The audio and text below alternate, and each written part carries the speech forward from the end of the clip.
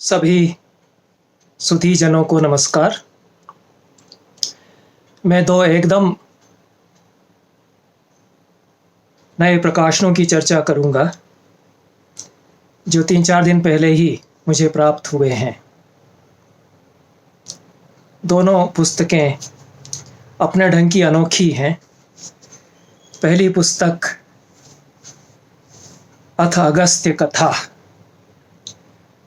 इसके लेखक गोपाल कमल हैं। हमारे अच्छे मित्र हैं, दिल्ली में साहित्यिक मंडली में उनसे भेंट होती रही है। भौतिक शास्त्र में वे एमएससी हैं, पीएचडी भी हैं, एलएलबी विद्या वाचस्पति हैं, आईआईएम बेंगलोर और सिरेक्यूज विश्वविद्यालय अमेरिका से उन्होंने उच्च शिक्षा प्राप्त की है। सेवा तो उन्होंने भारतीय राजस्व विभाग में की है। वे मुख्य आयकर आयुक्त रहे हैं, पर साहित्य में उनकी गहरी रुचि है। विशेष रूप से भारतीय साहित्य और संस्कृति पर अनुसंधान उनका क्षेत्र रहा है। सूत की कहानी उनकी बड़ी चर्चित किताब है। कपास या सूत प्राचीन भारत में, हिंद महासागर का सांस्कृतिक इतिहास, ये मोटा ग्रंथ उन्होंने लिखा है। अनेक साहित्यिक ग्रंथ भी उनके हैं, दार्शनिक उपन्यास हैं, कवि भी वो हैं। विज्ञान, दर्शन, मिथकों और किंवदंतियों पर आधारित कई निबंध उन्होंने लिखे हैं जिनका संकलन तीव्र गांधार नाम से प्रकाशित है, और उनके नाटक मंच पर खेले गए हैं। ये एक अलग प्रकार के विषय पर गोपाल जी ने पुस्तक लिखी है। अगस्त्य पर वो कुछ वर्षों से काम करते रहे हैं, उनसे चर्चा भी हम लोगों की होती रही है इस विषय पर। और ये विशालकाय ग्रंथ है, जैसा कि उनकी सभी पुस्तकों में है कि 600-700 पृष्ठ से कम की पुस्तक उनकी प्रायः इस तरह के विषयों पर होती नहीं है, और वे बहुत बड़ा वृत्त समेटते हैं। अगस्त्य की कथा ऋग्वेद से लगा करके और हमारे समय तक और वैश्विक इतिहास के परिप्रेक्ष्य में और अपनी सारी वैज्ञानिक, तकनीकी, भौतिक शास्त्र की जानकारियों के साथ, भूगोल और इतिहास की जानकारियों के साथ तमाम दुनिया भर के नक्शे लगाते हुए उन्होंने प्रस्तुत की है। बीच बीच में उनकी कविताएं भी हैं, उपन्यास जैसा भी एक कथा चक्र भी इसके साथ में चलता है। तो यह उनकी एक विशेष शैली है कि वे अनुसंधान पूर्ण कोई पुस्तक लिखते हैं तो उसमें साहित्य, कविता लेकर के आते हैं और सांस्कृतिक यात्राएं उसके साथ करते हैं। तो विज्ञान, तकनीक, कविता, साहित्य, फिक्शन, कल्पनाएं और अपनी स्वयं की लिखी कविताएं, जानकारियां, भूगोल, इतिहास, सब वे एक साथ समेटते हैं। उसके कारण यदि कुछ पल्ले न पड़े तो बात अलग है, लेकिन बहुत अथक श्रम के साथ पुस्तक लिखी हुई है अगस्त्य कथा गोपाल कमल की। और अगस्त्य पर इसलिए भी महत्वपूर्ण है कोई भी कार्य कि बहुत काम किया जाना चाहिए अगस्त्य पर। वे एक मिथकीय व्यक्तित्व है, लेकिन जैसे राम को मिथकीय व्यक्तित्व कह करके आप उनके अस्तित्व को तो नहीं अस्वीकार कर सकते, उतने ही महत्वपूर्ण संपूर्ण भारतीय परंपरा में अगस्त्य हैं। एक दृष्टि से कहीं ज़्यादा महत्वपूर्ण है, क्योंकि अगस्त्य हैं जो कि उत्तर और दक्षिण के बीच सेतु बनाते हैं। अगस्त्य हैं जो विंध्याचल को लांघ करके जाते हैं। अगस्त्य हैं जो तमिल भाषा को पहला व्याकरण देते हैं, जैसा कि वहाँ स्वयं माना जाता है कि तोलकाप्य में जो व्याकरण आया वो अगस्त्य का दिया हुआ है। अगस्त्य हैं जो तमाम वैदिक परंपराओं को लेकर के जाते हैं और तमिल संस्कृति में गहरी पैठ रखते हैं। ये इतना बड़ा विषय है कि इस पर बहुत अनुसंधान की आवश्यकता है। पुराणों में अगस्त्य की अनेक अनेक कथाएं हैं। ऋग्वेद के अगस्त्य लोपामुद्रा सूक्त से लगा करके और अगस्त्य के देखे हुए जो अनेक सूक्त ऋग्वेद में हैं उनसे लगा करके 18 पुराणों में अगस्त्य विराजमान हैं और उनकी चर्चा है। वे रामायण में हैं, राम उनसे मिले बिना तो आगे बढ़ ही नहीं सकते। अद्भुत कार्य वे करते हैं। ऐसा अनोखा व्यक्तित्व है जो सागर पी जाते हैं, जो एक दुष्ट असुर को भीतर खा जाते हैं, पचा लेते हैं। एक इतिहास, अनोखा इतिहास उनके साथ जुड़ा हुआ है। ऐसी कोई विभूति कदाचित विश्व में नहीं हुई जैसे कि अगस्त्य हैं, और बहुत बड़े सांस्कृतिक प्रतीक भी हमारी देश की परंपरा में है। अगस्त्य पर यद्यपि कार्य तो हुए हैं, और अगस्त्य संस्थान है भोपाल में, उसमें भी कुछ कार्य होता है। हमारे मित्र मिश्रा जी उसको चलाते हैं। अगस्त्य पर कन्हैयालाल माणिकलाल मुंशी का उपन्यास है, लोपामुद्रा उपन्यास है।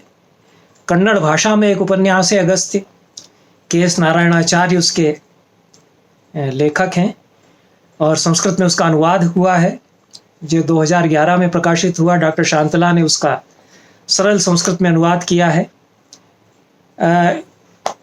नारायणाचार्य जी ने असुरों के साथ जो द्वंद्व है अगस्त्य का, उसके परिप्रेक्ष्य में अगस्त्य के संपूर्ण जीवन को प्रस्तुत किया है। यह संस्कृत अनुवाद की किताब है। मेरे लिए तो कन्नड़ बोधगम्य नहीं है, और कन्नड़ भाषा से कदाचित सबसे ज़्यादा अनुवाद संस्कृत में हुए हैं। सैकड़ों कन्नड़ के उपन्यासों, कहानियों का संस्कृत में अनुवाद हुआ, और उससे लाभ हम लोगों को हुआ कि S.L. भैरप्पा के उपन्यास, अनंत मूर्ति के उपन्यास, या अन्य कन्नड़ के रचनाकारों की रचनाएं जो मूल में नहीं पढ़ सकते थे, वो कन्नड़ में हम नहीं पढ़ सकते थे, वो संस्कृत में हम पढ़ करके उनका आनंद ले सकते हैं। और हिंदी में भी अनुवाद मिलते हैं इन सब के, लेकिन बजाय उसके संस्कृत में पढ़ना मेरे लिए ज़्यादा प्रीतिकर इसलिए है कि कन्नड़ और संस्कृत का जो सामीप्य है, और कितनी अच्छी तरह से कन्नड़ की जो संरचनाएं हैं, मुहावरे हैं, वो संस्कृत में उतरते हैं, इसको मैं समझ सकता हूँ। तो ये अगस्त्य पर गोपाल कमल जी की पुस्तक और उसके माध्यम से कुछ चर्चा अगस्त्य को लेकर के हमने की। एक दूसरी पुस्तक है, वो बहुत अनोखी पुस्तक है। उसमें यद्यपि सभी की रुचि नहीं हो सकती है, और उसका साहित्य से बहुत अधिक संबंध भी नहीं है, पर यह अनोखी पुस्तक है और मेरे लिए बहुत महत्वपूर्ण है। मैं इसको बहुत अच्छी सौगात अपने लिए मानता हूँ। दोनों ही पुस्तकें उनके लेखकों ने मुझे भेजी। उनका स्नेह है मेरे ऊपर। गोपाल कमल जी मुझसे छोटे हैं। इस पुस्तक के लेखक मुझसे कई साल बड़े हैं उम्र में, लेकिन मेरे ऊपर उनका बड़ा स्नेह है। ये प्रोफेसर सुरेश चंद्र गर्ग की पुस्तक है, सागर में बूंद। जो लोग सागर विश्वविद्यालय से कुछ संबंध रखते हैं वो समझ सकते हैं कि हमारे लिए क्या मायने रखती है गर्ग साहब की ये किताब। इस नाते सागर विश्वविद्यालय से निकले हुए लोगों का सारी दुनिया में एक बड़ा परिवार है। लाखों नहीं तो कुछ हजारों की संख्या में तो है ही, और निश्चित रूप से वो सभी इस पुस्तक को लेकर के रुचिशील हो सकते हैं। 200 पृष्ठों की लगभग ये किताब है। उसके अलावा 23-24 पृष्ठ इसमें चित्रों के हैं। रंगीन और काले सफ़ेद दोनों तरह के चित्र हैं। एक पृष्ठ में कहीं 2, कहीं 3-3, 4-4, 5-5 चित्र हैं। इस तरह से सैकड़ों चित्र इसमें गर्ग साहब ने अपने जीवन से संबंधित, अपने परिवार से संबंधित, अपने गुरुजनों से, अपने मित्रों से संबंधित अंत में दिए हैं। गर्ग साहब का जन्म 1943 में हुआ 1963 में वे सागर विश्वविद्यालय में एमएससी में दाखिला लेने के लिए आए थे। यहाँ की हॉस्टल में रहे। इस पुस्तक में उन्होंने अपना सारा जीवन, अपना रोजनामचा, अपनी जीवन यात्रा, उसका लेखा जोखा प्रस्तुत किया है। और सागर से जिन लोगों का संबंध रहा है, जो लोग वहाँ रहे हैं, वो एक एक चीज़ में जो सारा रस भाव गंध है उसको समझ सकते हैं। हॉस्टल में जो अनेक मित्र गर्ग साहब के थे, उनमें से कुछ को मैं भी जानता हूँ, मेरे साथ रहे, मेरे सहकर्मी रहे। जुलाई 1967 में प्रोफेसर सुरेश चंद्र गर्ग प्राध्यापक के रूप में रसायन शास्त्र विभाग में नियुक्त हुए। निरंतर सेवा उन्होंने सागर विश्वविद्यालय में प्राध्यापक, विभागाध्यक्ष, संकायाध्यक्ष और डायरेक्टर डिस्टेंस एजुकेशन काउंसिल तथा अन्य प्रशासनिक पदों पर की। 45 वर्ष सागर विश्वविद्यालय की सेवा करते हुए वे सेवानिवृत्त हुए। उसके पश्चात भी 4 वर्ष वे बरकतुल्लाह विश्वविद्यालय में अतिथि आचार्य रहे। लगभग 50 वर्ष की निरंतर विश्वविद्यालय में सेवा, ये अपने आप में एक बड़ा दुर्लभ रिकॉर्ड है। मैंने भी शिक्षक के रूप में विश्वविद्यालय में निरंतर सेवा की है। बहुत कम आयु में ही मुझे भी नौकरी मिल गई थी, लेकिन मैंने 42 वर्ष निरंतर सेवा विश्वविद्यालय में की। और गर्ग साहब ने रसायन शास्त्र विभाग में अध्यापन करते हुए लंदन के imperial college of science and technology में कार्यरत नोबेल पुरस्कार प्राप्त वैज्ञानिक बार्टन तथा प्रोफेसर एफ बोलमैन जो कि मशहूर वैज्ञानिक हैं, उनके सानिध्य में काम करने के लिए इनको बर्सरी फेलोशिप मिली लंदन की रॉयल सोसाइटी की, कॉमनवेल्थ फाउंडेशन से। और 1 वर्ष उन्होंने उस फेलोशिप के अंतर्गत काम किया, विदेश में रहे। विदेशों की भी अनेक स्मृतियाँ इन्होंने इसमें गूंथी हैं। अपने पारिवारिक जीवन का विवरण दिया है, अपने विवाह का, अपनी पत्नी के बारे में। बहुत सरल निश्चल मन से इन्होंने पूरे अपने जीवन की यात्रा, अपने परिवार, अपने परिचितों के बारे में इसमें लिखा है। ये एक दस्तावेज है और कोई महत्वाकांक्षा इसके लेखक की नहीं है कि उसको साहित्यकार के रूप में जाना जाए। लिख दिया है ताकि सनद रहे, और एक दायित्व की पूर्ति भी की है। उम्र के इस पड़ाव पर पहुंच कर के लगता है कि हमारे पीछे जो लोग आ रहे हैं वो हमारा इतिहास जाने। सब लोग ऐसा नहीं कर पाते हैं जैसा गर्ग साहब ने किया। इसके पीछे भी बड़ी साधना की आवश्यकता है।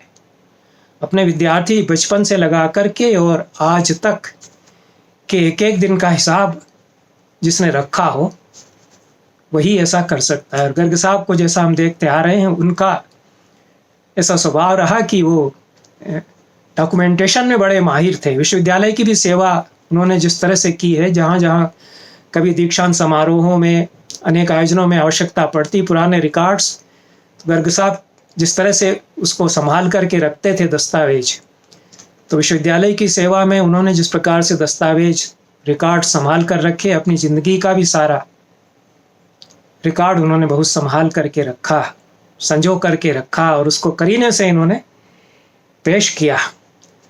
और बीच बीच में बहुत सुंदर, मधुर, खट्टे मीठे, अनोखे संस्मरण हैं। एक तो मुझे बहुत ही आनंददायक लगा संस्मरण, हालांकि वो मृत्यु और श्मशान में किसी को ले जाते हुए उसके समय का संस्मरण है। Professor SC. अग्रवाल साहब थे, हमारे भी परिचित रहे, इन लोगों के साथ हमने काम किया। उनके पिताजी का निधन हुआ। उनके पिताजी बड़े पहलवान थे, सागर के थे। एस.सी. अग्रवाल साहब भी सागर के थे हैं, और उनका निधन हुआ तो शहर के पहलवान भी उनकी शव यात्रा में सम्मिलित हुए। और श्मशान में जाकर के सोचा गया कि इतने बड़े पहलवान को श्रद्धांजलि देने का तो अच्छा तरीका यही है कि हम लोग कुश्ती उसकी चिता के सामने लड़ेंगे।